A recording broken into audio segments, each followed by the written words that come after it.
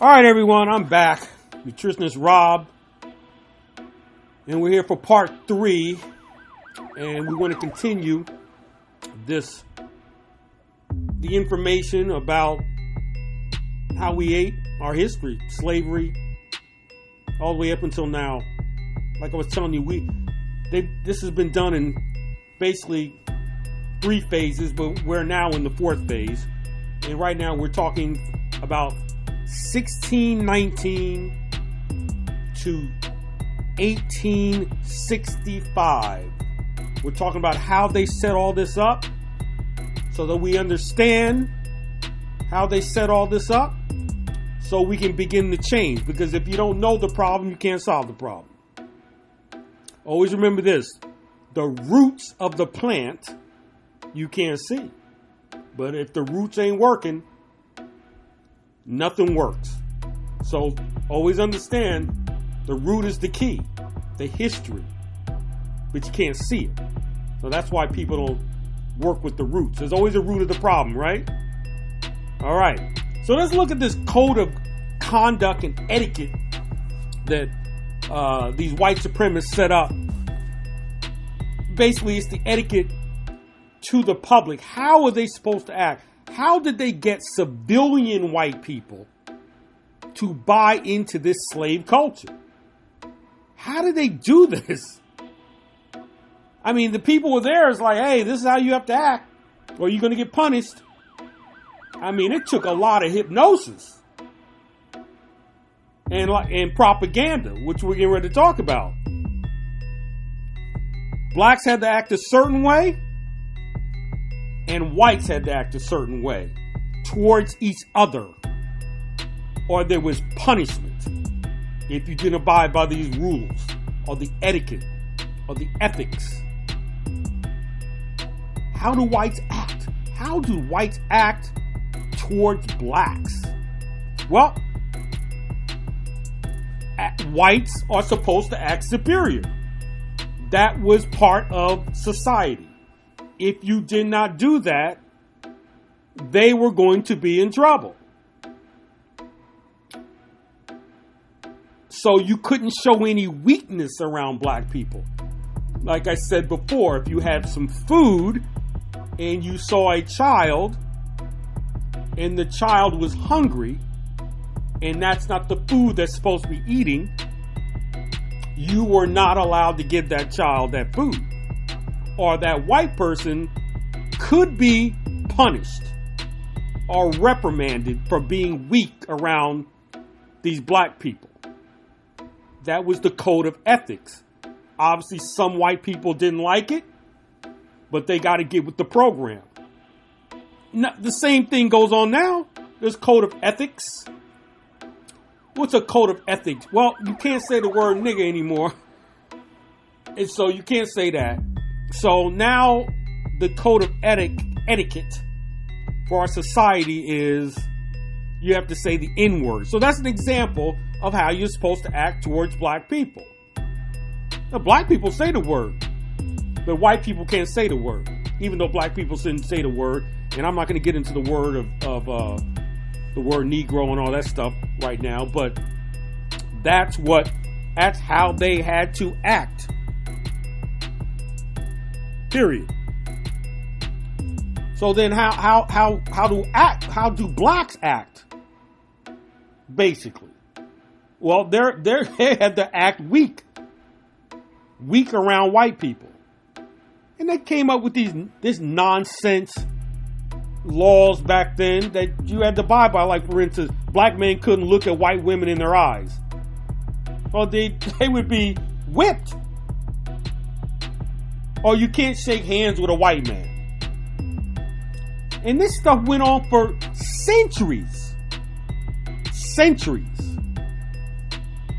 You weren't allowed to eat their food either.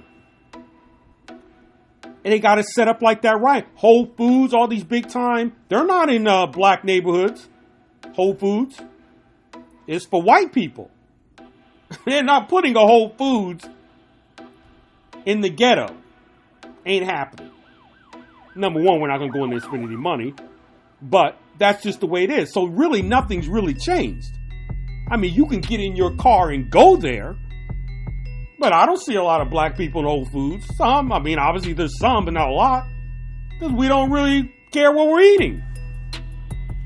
So basically, what white supremacy did was to control culture and cultural and family values. They controlled our families. But our families wasn't even recognized back then. You weren't allowed to have a family. Marriage was not recognized. Now, some, because we were property.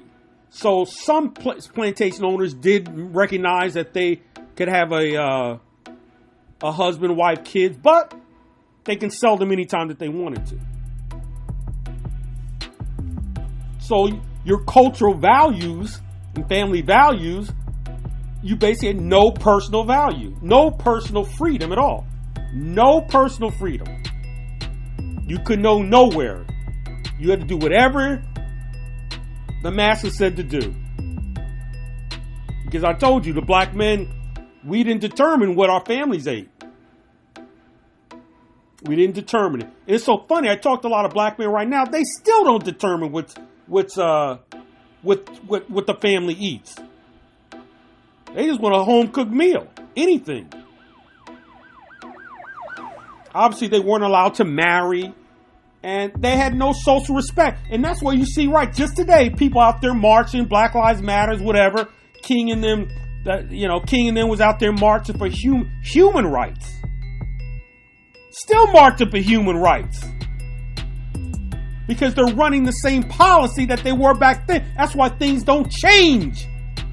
You think they're going to change. They're not changing because they're running the same game.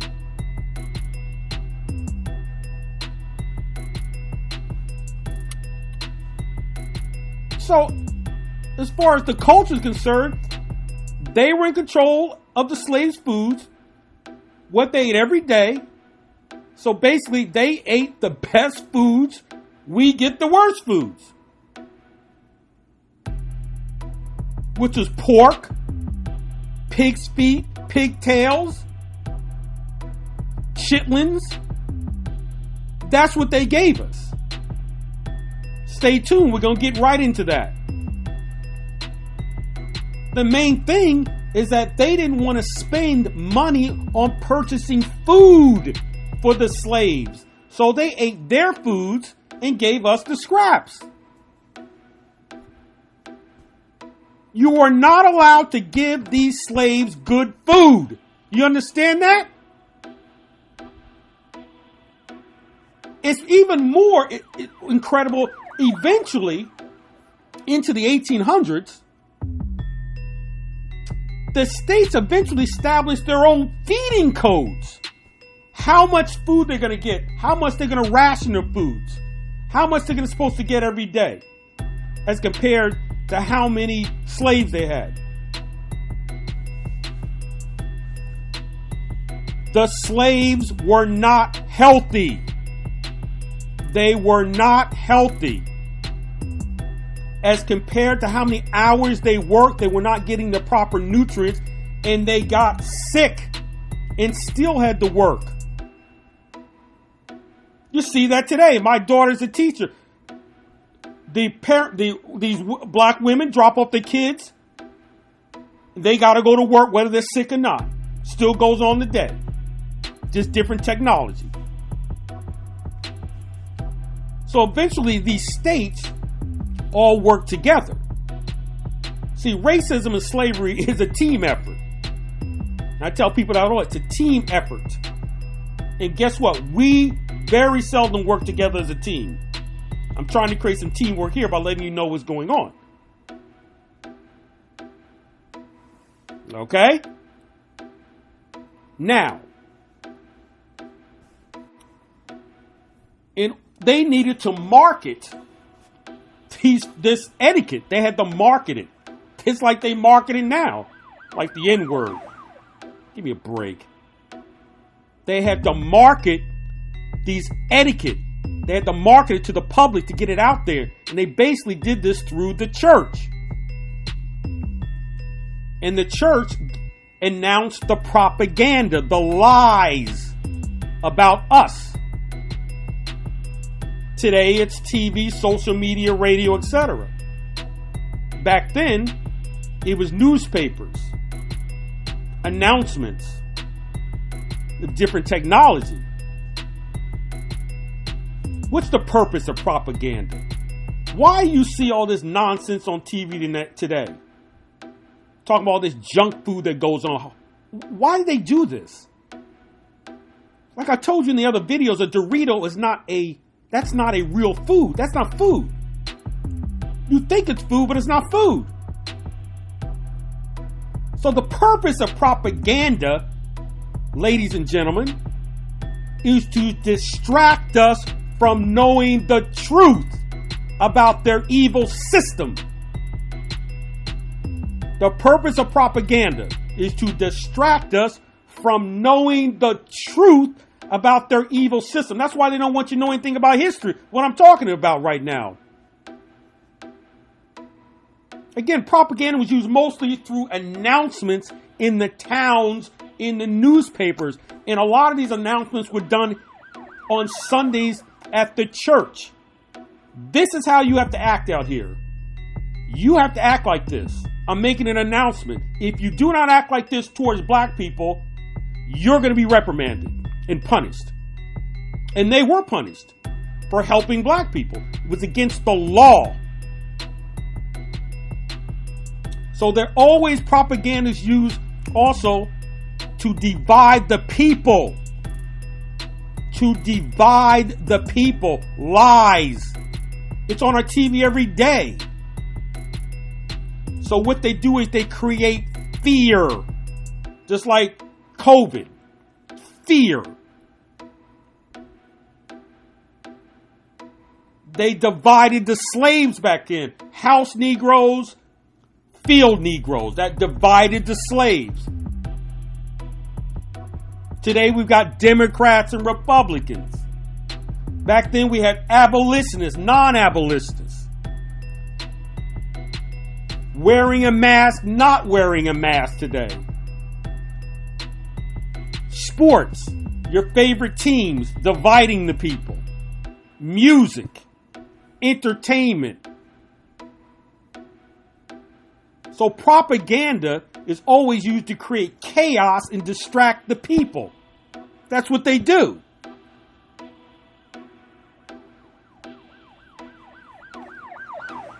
So the biggest propaganda through the newspapers was that if the slaves escaped, if these black men escaped,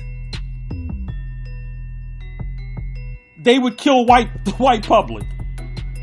They would kill the white public. They do that right now. If they kept blacks coming to your neighborhood, oh my God, the neighborhood is over.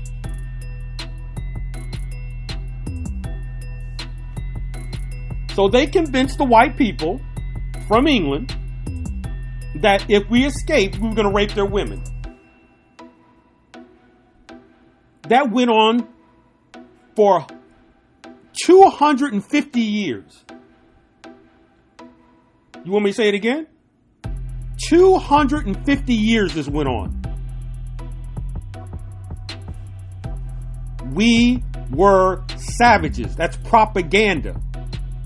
And we'll see that when we finish this phase. When we go into phase 2, they kicked it into another gear.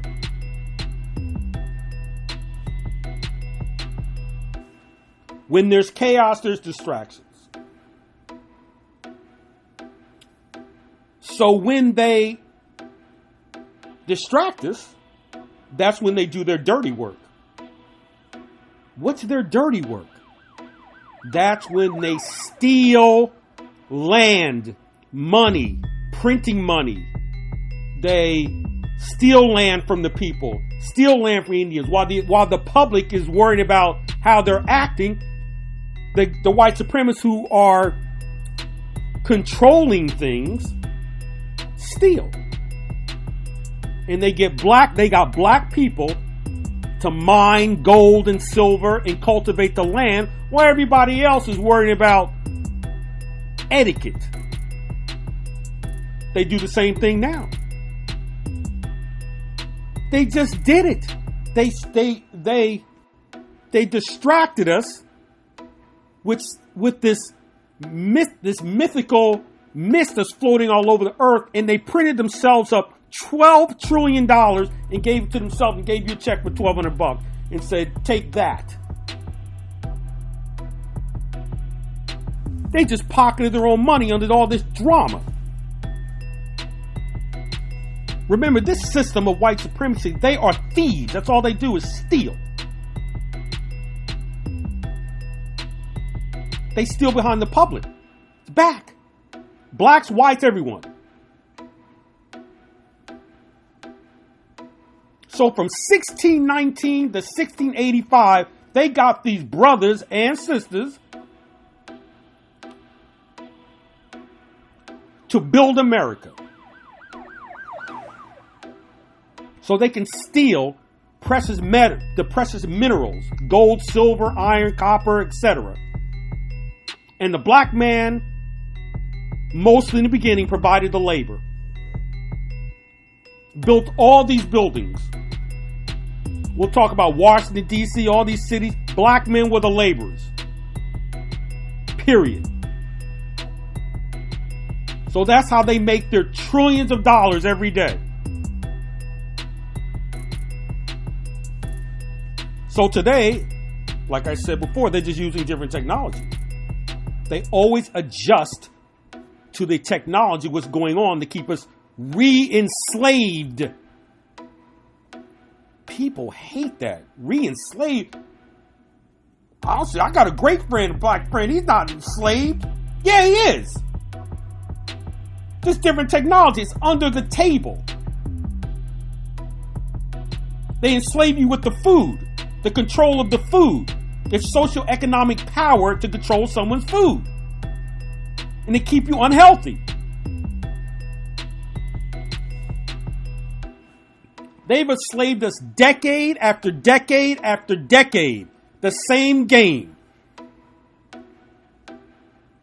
So after the Civil War, when these white supremacists tell you we were free, we weren't free. And that's what we're going to get into. We were not free when we get into after the Civil War. They had a whole new game plan for us. And we know it was called Jim Crow. And we're going to get deep into that.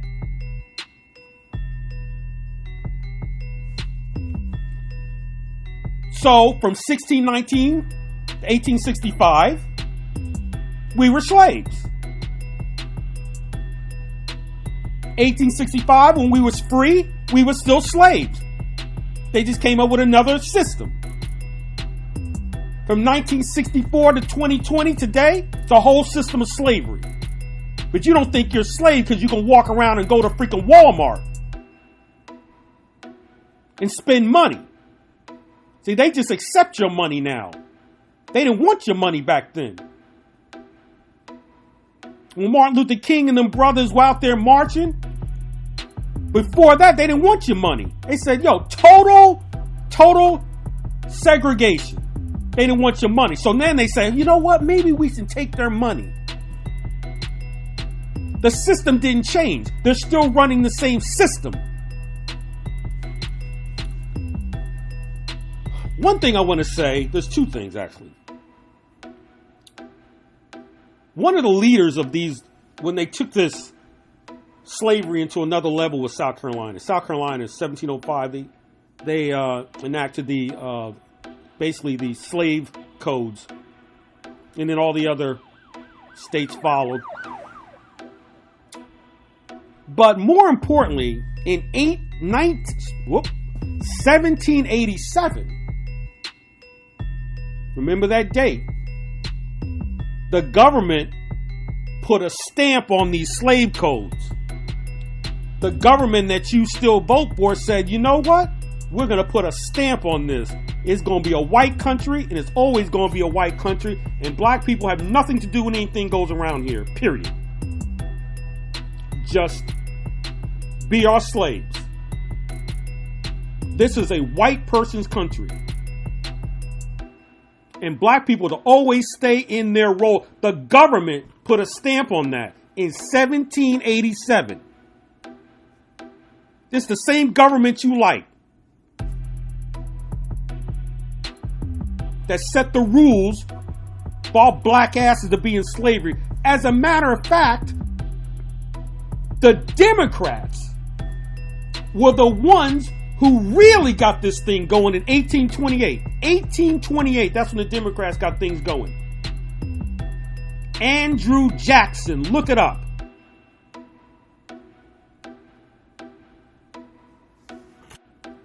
And still today, we love the government. And they still hate us. Unbelievable.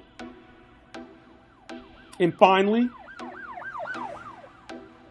from 1619 up until they freed the slaves in 1865,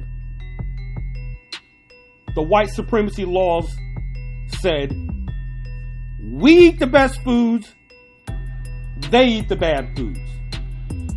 Period. And don't get me wrong, white people were poor and they didn't eat well either, but they weren't slaves. That's the way it was. And we ate garbage. And so next, in the next part 4, we're going to talk about what did the slaves eat. We're going to get deep into the slaves. What did they eat?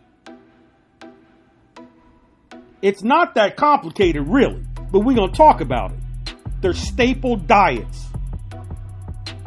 And more importantly, the kids and the children. Wow. The kids and the children, what they ate. Unbelievable.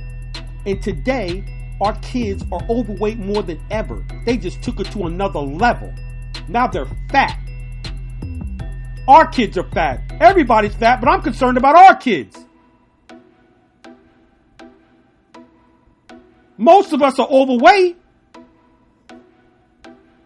And our kids are overweight. Why would you want to make the kids overweight? I see the kids in the store. It's unbelievable. There's no difference. And they did this purposely. And I've been telling you that. They're doing it purposely because you can go back and see that they're running the same national public policy against black people. The laws. The etiquette. It hasn't changed. I keep saying it over and over, right? So now, again, let's go to part 4. What did the slaves eat? What did the slaves eat? All right. So anyway, whenever you're ready to get this weight off, you just go to myflatbelly.com, myflatbellydiet.com, and just download the damn thing. And I'll go over it with you. It's basically no processed foods and getting back to our foundation of a mostly vegan diet. Not vegan, but you don't want to say vegan. Nobody's going to go vegan right now. But a lot of black people are going vegan, but I'm sorry. But anyway, we've got to at least get rid of these processed foods, these white supremacist foods, and start eating foods off God's table. All right? So anyway, let's go to part 4. I'll see you then. I'm out.